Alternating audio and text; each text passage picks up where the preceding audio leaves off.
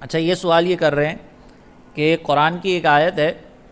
جس کا مفہوم یہ ہے کہ لوگ جو ہے وہ مال بہت زیادہ جمع کرتے ہیں، حالانکہ یہ مال ان کی ہلاکت کا سبب بن سکتا ہے، تو کیا مال جمع کرنا یہ قابل مذمت ہے یا کیا ہے اس کا شرعی حکم؟ پہلی بات تو یہ ذہن میں رکھیے گا کہ دنیا کی محبت یہ مذموم ہے،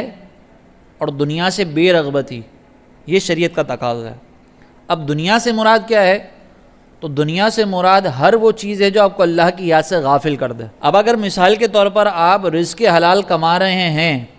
اور نیت آپ کی یہ ہے کہ مجھے کسی کی محتاجی نہیں چاہیے اور مجھے جو ہے وہ اللہ کی بارگاہ میں خرچ کرنے کے لیے مال چاہیے،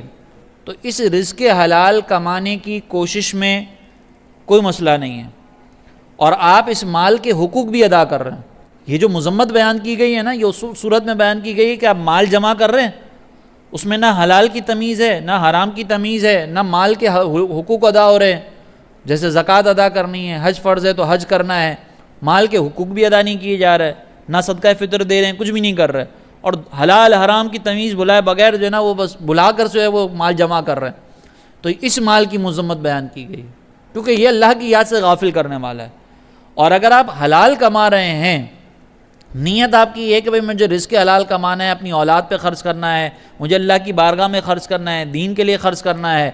تو اب یہ رزق حلال کمانا بھی عبادت ہے۔ تو آپ اللہ سے یہ دعا مانگ سکتے ہیں کہ اللہ ہمارے رزق میں وسعت عطا فرما۔ آپ مال اپنے پاس اس لیے جمع کر کے رکھ رہے ہیں کہ یار چلو کل کو مجھے یا کسی کو بھی ضرورت پڑے گی تو میں مال خرچ کر لوں گا، تو اس میں کوئی حرج نہیں۔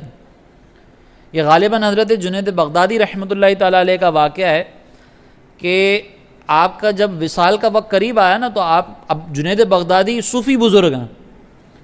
جب آپ کے وصال کا وقت قریب آیا نا تو آپ نے اپنے اطراف میں جو مریدین وغیرہ موجود تھے ان کو اپنے تکیے کے نیچے سے کچھ دراہم نکال کر دے دیے، کہا کہ جاؤ اللہ کی بارگاہ میں ان کو صدقہ کر دینا۔ تو لوگوں نے پوچھا کہ یہ آپ نے تکیے کے نیچے مال چھپا کے رکھا تھا؟ تو انہوں نے کہا کہ یہ مال میں نے اس لیے چھپا کے رکھا تھا کہ کل کو جب مجھے شیطان وسوسہ دے نا کہ یار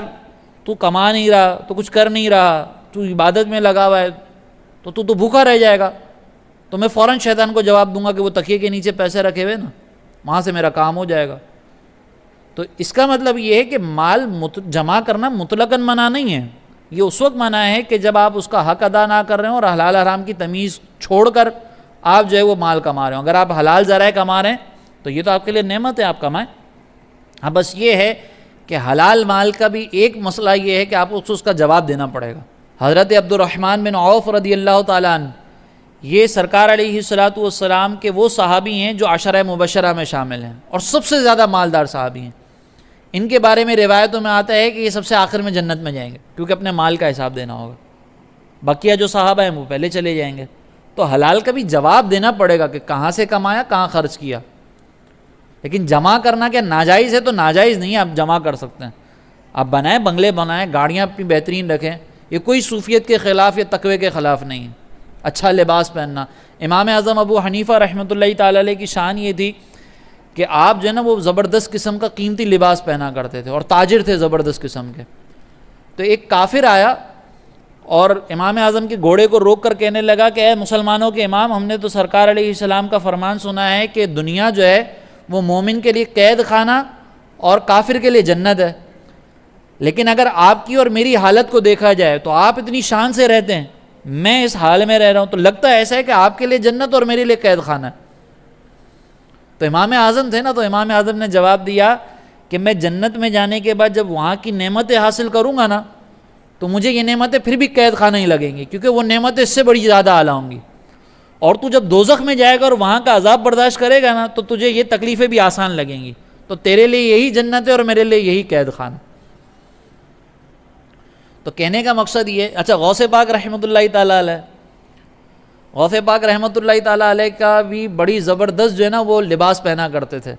ایک مرتبہ آپ کا جو لباس ہے نا وہ درزی کے پاس گیا، تو اب وہ سلنے کے لیے جب آپ کا کپڑا وہاں پر گیا تو درزی نے کہا کہ واہ واہ، بڑے شیخ بنتے ہیں، بڑے پیر بنتے ہیں، اور لباس دیکھو کتنا قیمتی ہے۔ تو وہ جو ہے نا وہ اس درزی کو کہیں سے غیب میں جب تنقید کی نا اس نے، تو کہیں غیب سے آ کر اس کو کیل لگ گئی پاؤں میں، وہ جو سوئی ہوتی ہے وہ پاؤں میں لگ گئی، اب نکالے جا رہے تھے وہ نکل نہیں رہی تھی۔ تو کسی نے کہا کہ آپ نے غوث پاک کی شان میں جو تنقید کی ہے نا، یہ ہو سکتا ہے اس کا سزا ہو، تو آپ جا کر غوث پاک سے معذرت طلب کر لیں۔ جب وہ غوث پاک کی بارگاہ میں حاضر ہوا، اس نے کہا کہ میں نے اس طرح کی بات کی تھی اور میرے ساتھ یہ معاملہ ہوا، تو غوث پاک نے اس کو معاف کیا اور پھر فرمایا کہ ہم لوگوں کو دکھانے کے لیے لباس پہنتے ہیں، ورنہ حقیقتاً ہمیں اس سے کوئی فرق نہیں پڑتا، یہ اللہ کی رضا کے لیے، اس کی نعمتوں کے اظہار کے لیے لباس پہنا۔ تو اگر آپ کے پاس مال ہے، آپ اچھا لباس پہنتے ہیں، اور آپ اچھا لباس اس لیے پہن رہے ہیں کہ اللہ تبارک و تعالیٰ کی نعمتوں کا اظہار ہو، تو اس میں کوئی مسئلہ نہیں ہے، لیکن تکبر نہ ہو، اس کے اندر کسی کو حقارت سے دیکھنا نہ ہو، حلال حرام کی تمیز کے ساتھ ہو، تو اس میں کوئی مسئلہ نہیں۔